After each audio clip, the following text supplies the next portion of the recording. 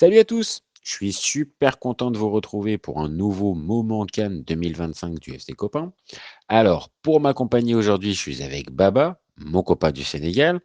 Comment ça va à quelques heures de la grande finale de la Cannes 2025? Salut mon copain, heureux de te retrouver dans ce podcast. À quelques heures du match, vois-tu, je suis partagé entre l'excitation et l'appréhension. Excité à l'idée de jouer une nouvelle finale. Et de l'appréhension par rapport à ce match, surtout à l'issue. Ouais, je me doute que dans ces cas-là, c'est un peu un mélange de peur, d'excitation, d'appréhension. Ouais, c'est pas la meilleure sensation, mais d'un autre côté, c'est quand même une situation agréable, quand tu es d'un œil extérieur. Ça veut dire quand même que tu es en finale. Bon, maintenant, à quelques heures de cette finale, tu as l'impression, toi, vu du Sénégal, que le contexte est serein pour, les Lions de la Teranga? Ou au contraire, le dernier communiqué incendiaire de la FSF te fait penser que, au contraire, cette, cette peur, elle est plutôt partagée par les Sénégalais, et le peuple sénégalais en son ensemble? Globalement, je pense que le sentiment qui prédominait, c'était celui de la sérénité. C'est vrai qu'on mesure l'étendue de la tâche, mais on, on se montrait assez serein parce que voilà, il y a la force de l'habitude. 3 finales sur les 4 dernières éditions, avec toute l'humilité qu'on peut avoir, on commence à prendre l'habitude. On commence à prendre l'habitude de jouer des finales de Cannes. Du coup, on était assez serein. On était assez serein. On a déjà connu le succès, mais aussi les revers. Euh, mais les vidéos d'hier soir et le communiqué nous ont assez bouleversés. Je te cache pas que voilà, on est globalement passé de la sérénité à un niveau peut-être de consternation. On est assez consterné par ce qu'on a vu, assez secoué. Et là, on est passé de ce sentiment à peut-être un autre. On est assez remonté. Je te cache pas qu'on est assez remonté, mais voilà, on est conscient de l'objectif. Et on est serein par rapport au fait que les joueurs ne seront pas distraits par tout ce qu'il y aura comme intimidation, comme provocation. Parce que là, ils ont l'expérience et le vécu pour. Toi, tu penses que les joueurs, ils vont pouvoir réussir à faire abstraction un peu du contexte extérieur? On le rappelle, grosse pression sur les supporters, les Sénégalais sur place, un manque de place pour assister au match, des problèmes de conditions d'hébergement de l'équipe 1, des conditions d'entraînement. Enfin bon, il y a quand même pas mal de problèmes qui sont signalés. Toi, tu penses que vraiment les joueurs ils vont pouvoir rester en dehors de toutes ces polémiques et être vraiment focus? Moi, je te mens pas. Moi, vu de l'extérieur, hein, moi c'est de l'extérieur que je te dis ça, vu de France, j'ai quand même un peu la sensation que ça va laisser des traces, ce qui est en train de se passer là. Globalement, en Afrique, malheureusement, on commence à prendre l'habitude. Quand l'équipe se déplace, elle se prépare à tout. Et honnêtement, faut aussi signaler que voilà, on a quand même connu une CAN où on a été bien reçu. On a été bien reçu. Les Marocains, les Sénégalais sont frères. Globalement, on a été bien reçus à Tanger. Clairement, on n'a pas connu de tracas. Avant ce qui s'est passé hier, voilà, globalement, on n'avait pas à se plaindre. C'était quand même ça s'était bien passé de notre côté. On n'avait pas à se plaindre. Là, pour ce qui est du climat, de tout ce qui peut influencer le groupe, là, je ne me fais pas de soucis. Je pense qu'on a connu pire.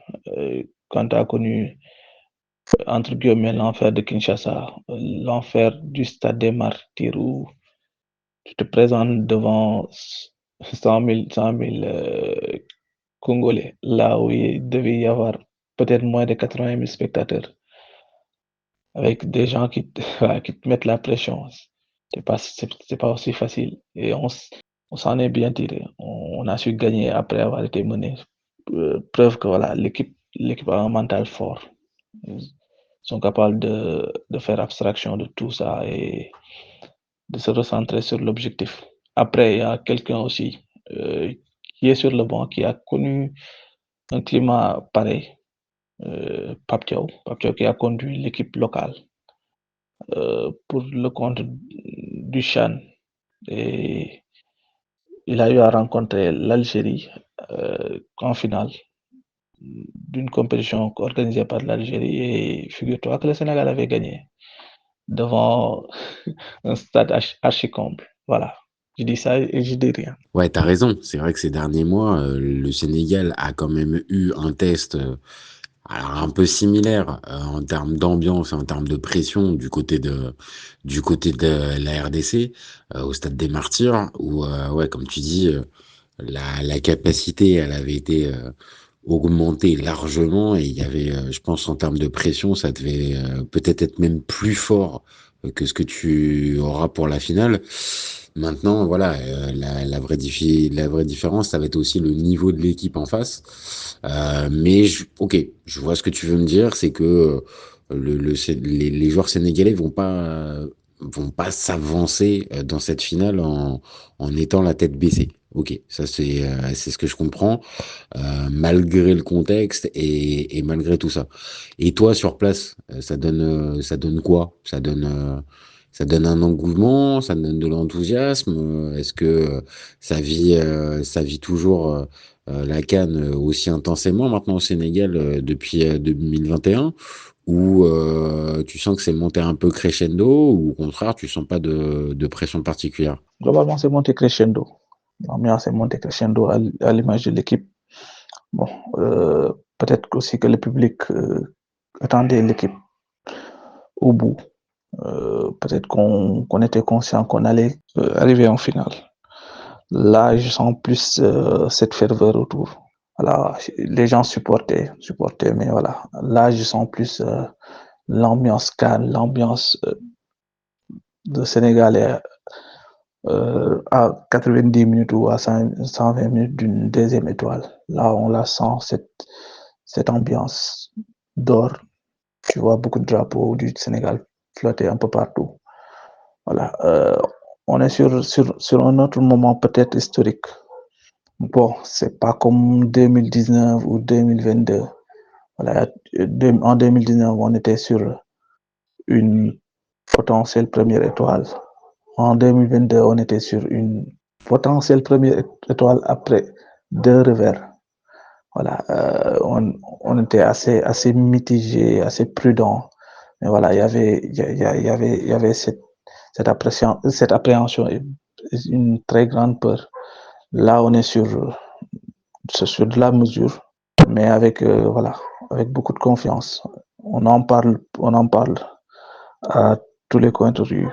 On parle de la possibilité de gagner ce Maroc-là devant son public, qui nous fait saliver. Ah, tu me rassures. J'avais peur que le peuple sénégalais se soit embourgeoisé au point de ne fêter maintenant que les victoires et même plus les places en finale.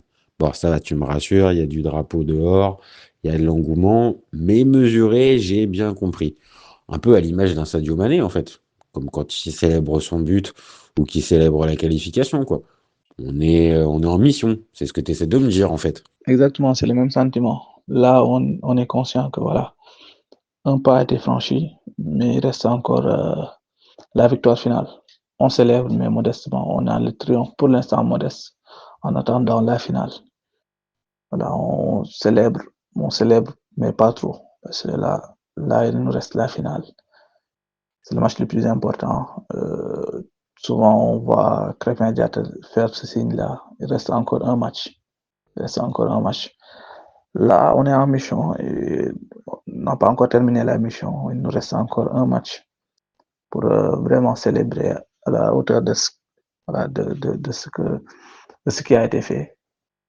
Après, l'histoire nous a aussi appris que voilà, si on célébrait tous nos victoires, voilà, la consécration ne sera pas au bout. On a eu à vivre ça en 2019. On a trop célébré en demi-finale. Après, en finale, on s'est fait avoir par les Algériens. Là, on est plutôt serein en attendant dimanche et la coup de sifflet final. Peut-être qu'on célébrera vraiment ce parcours, la CAN. C'est bien ce que je disais, en fait, et c'est pas la première fois qu'on va le dire dans nos podcasts à tous les deux, mon copain Baba. Je pense que le Sénégal a basculé dans une dimension supérieure depuis la victoire en 2021 et que maintenant, une finale de Cannes, c'est plus une finalité, mais c'est plutôt la gagnée qui devient une finalité. Donc, on a bien basculé sur, non pas un embourgeoisement, comme je dis pour te taquiner, mais plus sur une hausse des véritables objectifs de l'équipe du Sénégal. Et ça, c'est pas rien quand on connaît, encore une fois, d'où vient le Sénégal et où était le Sénégal il y a encore quelques années. Maintenant, ce que je vois, on l'a dit à plusieurs reprises dans nos débats sur la chaîne, le match est véritablement serré. Je pense que tu vas être un peu dans le même état d'esprit que Reda et moi pendant le débat qu'on a fait tout à l'heure sur la chaîne pour dire qu'il n'y a pas véritablement de favori naturel pour ce match. Sur certains aspects, c'est plutôt le Maroc et à d'autres aspects, c'est plutôt le Sénégal. Mais pour toi, si on devait déterminer le point faible de ce Sénégal, tu dirais quoi? La fameuse concentration qu'on a pointée du doigt à plusieurs reprises. Est-ce que tu dirais plutôt euh, un poste en particulier, une inquiétude? Dis-moi quel est pour toi, à l'approche de cette finale, le point faible du Sénégal? T'inquiète pas, Walid Regragui réécoutera pas le podcast, on lui fera pas écouter. Peut-être bien qu'il peut aussi l'écouter. Qui sait? Et mon copain, peut-être que je le mettrai sur une fausse piste. Qui sait? Bon, plus sérieusement, euh, on est sur du 50-50 certainement. Et je suis d'avis. Je suis d'avis que voilà, on est sur une finale plutôt équilibrée, plutôt indécise. Indécise dans le sens où voilà, chacune, chacune des équipes a ses cartes. Elle a ses forces, elle a aussi ses faiblesses. Honnêtement, pour le Sénégal, moi, je dirais oui, la concentration, certainement. Encore que lors du dernier match, je pense que, bon, c'est après le but où on s'est peut-être laissé aller. À un moment, on a concédé quelques occasions, mais globalement, au niveau concentration, voilà, on a servi un meilleur match que voilà, tout ce qu'on a eu à jouer auparavant. Là, on était sur un meilleur contenu, une meilleure concentration. Après, tu me diras que l'Égypte, c'est pas le Maroc. L'Égypte, voilà, c'est le haramboul, comme le disent certains. C'est la négation du football. Mais au niveau concentration, on s'est pas fait avoir comme les Ivoiriens. C'est déjà bien. Après, moi, je pointerais surtout les limites voilà, du numéro 9. Euh, quelle, que, quelle que soit l'identité de celui là, qui sera aligné dès le départ. Moi, je suis un peu déçu. Je t'avoue, je suis carrément déçu. Je suis carrément déçu du rendement de nos attaquants. Voilà, Jackson a 2 buts. Sheriff Ndiaye en a un, je pense. Habib Diallo a un but aussi. Je pense que globalement, ils ont planté, mais pas assez. À mon avis, l'équipe du Sénégal a marqué beaucoup de buts parce que voilà, elle peut, elle peut, elle peut ne pas se reposer sur un seul jour. Voilà, c'est peut-être l'une de nos qualités. Mais la limite, c'est que voilà, notre attaquant ou le mec qui est censé planter des buts, voilà, n'est jamais au rendez-vous. Là, c'est peut-être ce qui me fait un peu peur pour ce match. Connaissant la défense marocaine qui est quand même assez hermétique, qui n'a concédé qu'un seul but sur penalty. Là, je me pose des questions sur comment faire pour marquer un but contre cette équipe. Ah, tu vois, comme quoi, moi, j'aurais pensé plus spontanément la fameuse concentration, mais d'un autre côté, t'as pas tort non plus quand tu précises que le match contre l'Égypte, le Sénégal s'est pas fait avoir, même si c'était, t'as clairement raison, du haram football et vraiment la négation du foot dans sa plus stricte définition. Oui, le Sénégal est pas tombé dans ce piège-là, c'est pas fait avoir, même quand il y a eu l'ouverture du score, ils ont réussi à tenir sans véritablement trembler. Donc oui, peut-être que ces sautes de concentration, c'est peut-être plus le problème numéro un, et c'est peut-être plus l'attaquant. Maintenant, Jackson, même si il a raté quand même pas mal de choses contre l'Égypte, je l'ai trouvé aussi intéressant dans le fait, on va dire, ses premières prises de balles et tout ça. Je pense qu'il fera toujours plus l'affaire qu'un Habib Diallo, où pour le coup, Habib Diallo, tu sais ce que tu as, mais tu t'auras jamais cette folie et t'auras jamais peut-être cet éclair qui peut y avoir avec Nicolas Jackson. Et vu le niveau de performance de tout le monde, je pense que oui, Jackson devrait normalement partir, mais c'est pas une valeur sûre du tout avant de démarrer cette finale.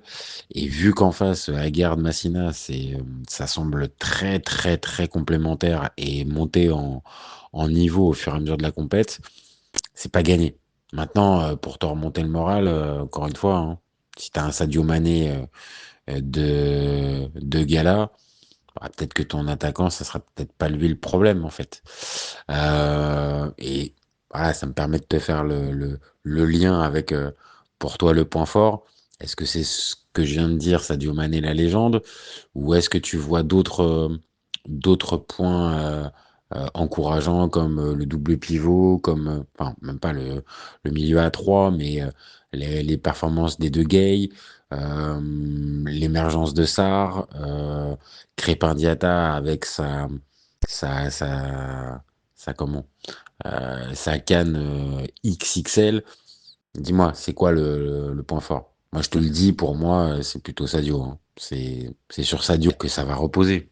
Ouais, comme tu as choisi Sadio, je vais choisir original, je vais choisir l'autre papier de la sélection, entre guillemets. Le monsieur qui va porter le brassard, savoir Idrissa Gana Gueye. En fait, j'en ai pas assez parlé, je pense. Je me suis rendu compte que Gana Gueye, j'en ai pas trop parlé. Voilà, on parle souvent du double pivot, mais souvent on oublie que voilà, à côté de lui, Pape Gueye, il a quoi, 10 ans de moins que lui, et ça se voit pas sur le terrain. Moi, je suis bluffé par la canne d'Idrissa Gana Gueye. Crépin, il est assez monstrueux sur plusieurs phases. Là, il sort souvent top 3 des hommes du match, mais Gana Gueye, pour moi, il est top 1 sur presque voilà, 3 ou 4 matchs. Là, il est dans la couverture, dans tous les bons coups. En fait, Gana Gueye, c'est à la limite sa meilleure canne, j'ai l'impression, depuis qu'il est en équipe nationale. Alors, Sadio a annoncé que ce serait sa dernière CAN. Bon, ça ne me surprendrait pas que Ghana en fasse de même après la finale. Là, j'ai l'impression que lui aussi est en mission. Il est en train clairement de fermer des bouches. Là, on parle de Sadio qui a fermé des bouches, mais Ghana, moi, je suis bluffé. Moi, honnêtement, je ne m'attendais pas à ce niveau-là. Et ce sera un match dans le match. Pourquoi j'ai choisi Ghana? Parce que en face, il y a un jeune qui est assez fantastique au milieu. El Ainaoui, moi, je suis fan du joueur. Alors là, ça calme, moi, je trouve pas de qualificatif. Là, il a démarré dans un rôle, puis il a été reculé plus bas sur le terrain, devant la défense. Là, j'ai vu un autre joueur. J'ai vu un joueur à la limite tellement complet que voilà. Euh, Je veux un Gana Gueye de gala, un Gana Gueye de voilà, taille patron face à lui, pour que je puisse voilà, maîtriser ce milieu au-delà des El Khanous, Saibari. Par moment, s'il peut maîtriser à la limite, bon, je doute qu'il puisse se rencontrer souvent sur le terrain parce que voilà, ils sont assez bas. Les deux sont assez bas au niveau du terrain. Mais voilà, l'idée de voir Garnegay maîtriser El Ainaoui me ferait plaisir parce que ça nous faciliterait beaucoup la tâche. Tu vois, c'est aussi pour ça que j'aime bien avoir des échanges avec toi. C'est que moi, je pars sur un Sadio Mané parce que je suis émerveillé encore une fois par le but contre l'Égypte, par la CAN, par la résilience du bonhomme, par le niveau affiché, par l'humilité et tout ça. Et toi, tu viens me remettre en fait encore le niveau au-dessus de sagesse, c'est-à-dire Ganagay. Bon, on passera sous silence ce qui lui était arrivé il y a quelques semaines du côté de Everton quand il s'était battu avec un copain. Mais bon, il s'était vite rabiboché avec le copain. Et plus sérieusement, t'as raison. On en a parlé nous aussi dans notre débat de preview sur cette finale. Gana Gueye fait une très belle canne et on a plus tendance à souligner Pape Gueye parce qu'en plus il y a des buts et qu'il est peut-être plus impressionnant et plus haut sur le terrain. Mais Ghana, il est sacrément important dans l'équilibre de l'équipe.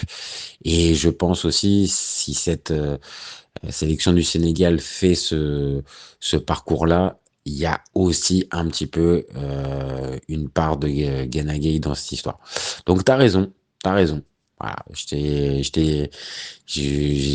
t'ai titillé en te disant que voilà, Gana Gueye, tu m'as sorti encore un plus sage. Mais c'est vrai qu'en y réfléchissant, en plus, avec un Koulibaly qui est pas là, ouais, forcément, Gana Gueye, il va être important. Bon, pour terminer notre petit podcast, tu, allez, tu te risques sur un petit pronostic avant le coup d'envoi de cette finale? En vrai, je suis un piètre pronostiqueur. La dernière fois, j'avais pronostiqué un but de Niakhaté. Fallait le faire. Il y avait Sadio Mané qui était en pleine bourre, qui faisait une canne exceptionnelle. Moi, j'ai choisi le mec qui, quand même, n'avait pas d'occasion durant cette canne. Preuve que voilà, je suis pas très bon en pronostic. Mais voilà, moi, je vois le Sénégal gagner. De toute façon, voilà, je sais pas par quel score, mais voilà, comme d'habitude, je vois le Sénégal gagner.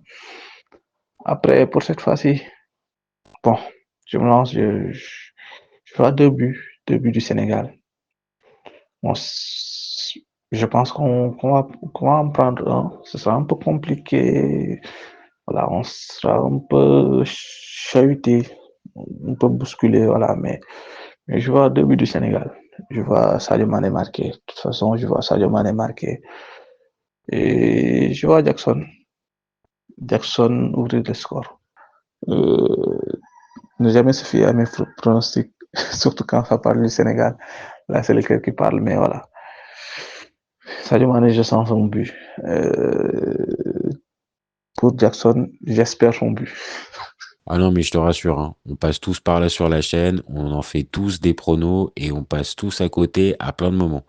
Donc tu seras pas tout seul, je te rassure. Et puis l'idée, c'était d'avoir ta sensibilité à quelques heures à quelques heures du coup d'envoi.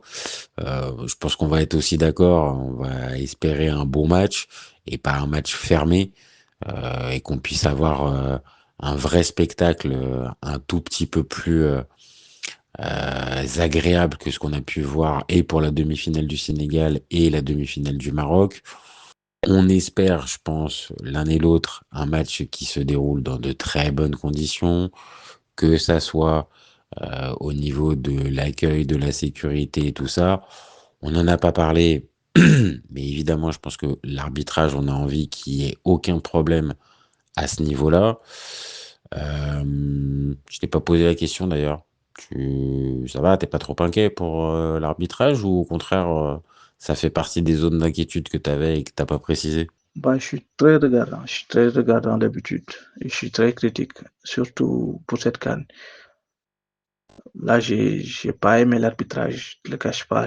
Globalement, il m'a par moments extrêmement sidéré. Là, je suis pour ce match pas regardant. À la limite, j'ai pas de très autres attentes pour ce qui est de l'arbitrage. Là, je me dis juste que voilà, faut pas s'attendre à grand-chose venant de l'arbitre. Faut juste faire avec. Juste, c'est peut-être le sentiment que j'ai. Faut faire avec. On joue contre le pays organisateur. Peut-être qu'il sera plus facile pour l'arbitre de siffler pour eux.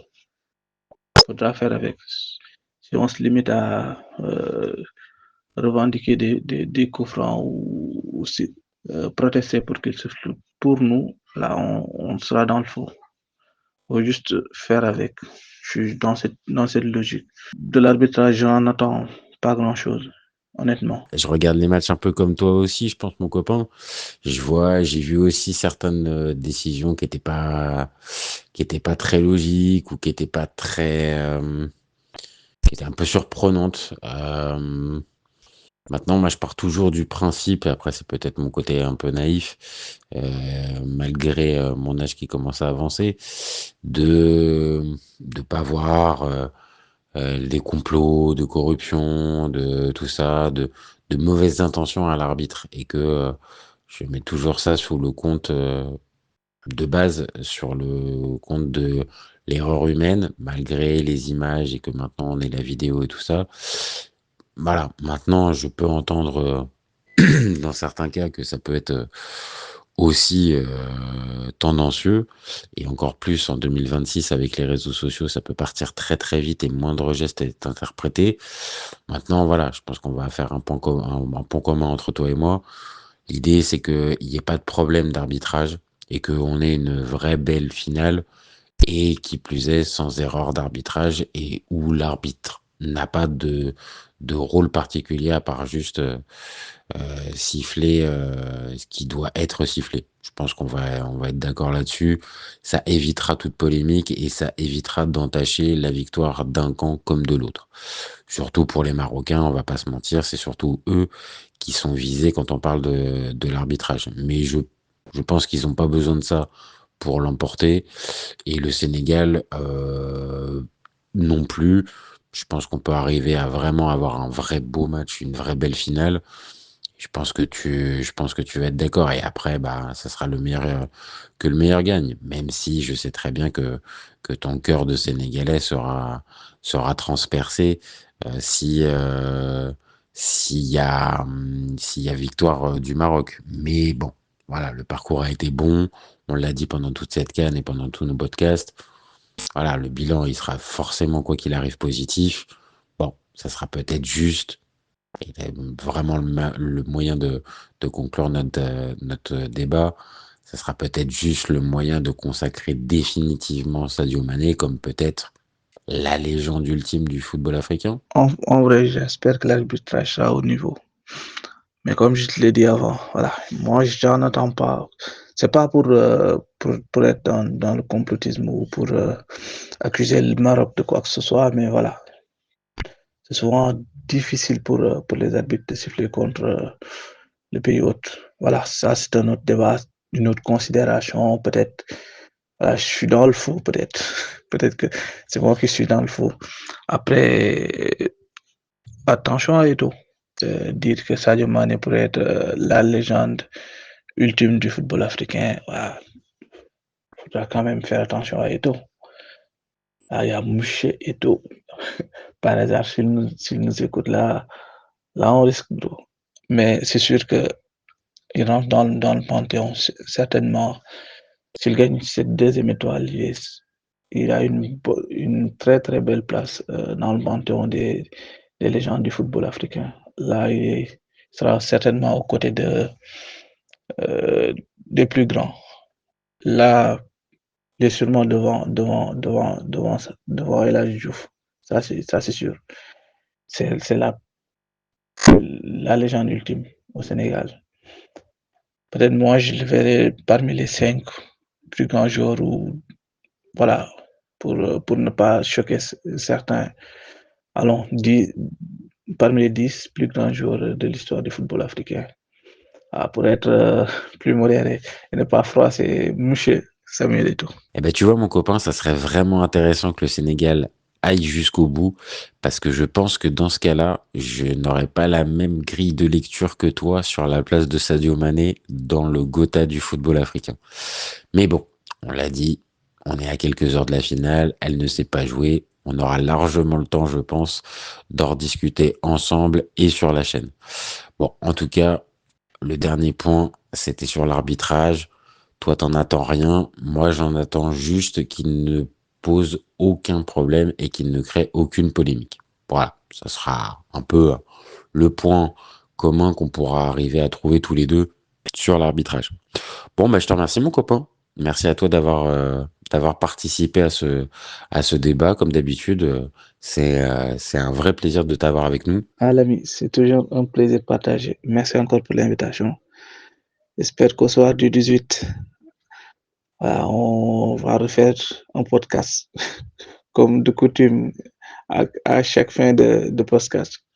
Voilà, je fais la petite dédicace, le petit clin d'œil au soir du 18, soit voilà, de me porter chance. J'espère que tu m'en voudras pas. Au soir du 18, j'espère qu'on se retrouvera pour parler du sacre du Sénégal. Voilà. Allez les Lions et bonne finale à tous. Ah, mais t'as raison, mon copain. Ça t'a porté chance depuis le premier podcast. T'aurais tort de pas réutiliser une formule qui a fonctionné et qui a porté ses fruits. Donc, que ça soit en cas de victoire ou en cas de défaite, tu le sais, tu pourras venir soit crier ta colère ou au contraire partager ta joie avec le plus grand nombre après cette finale Maroc-Sénégal. Et en tout cas, on souhaite aux Lions des deux côtés, puisqu'on a les Lions de la Tasse et les Lions de la Teranga, qui nous offrent une belle finale et qu'on passe un vrai bon moment. Et moi, je me mouille un petit peu. Je l'ai pas fait beaucoup pendant cette CAN. J'ai quand même un peu plus envie que les Lions, la Teranga, ils soient vainqueurs à la fin. Bon, en tout cas, voilà, c'était un vrai plaisir, comme je l'ai dit, Baba, de participer à ce débat avec toi. Nous, on se retrouve très vite pour un nouvel épisode. N'hésitez pas à commenter, liker et partager. N'oubliez pas de vous abonner, c'est ce qui nous donne de la force et c'est ce qui nous donne envie de continuer. Et vous gardez en tête qu'au FC Copain, on est ouvert toute l'année. Ciao les copains. Ciao.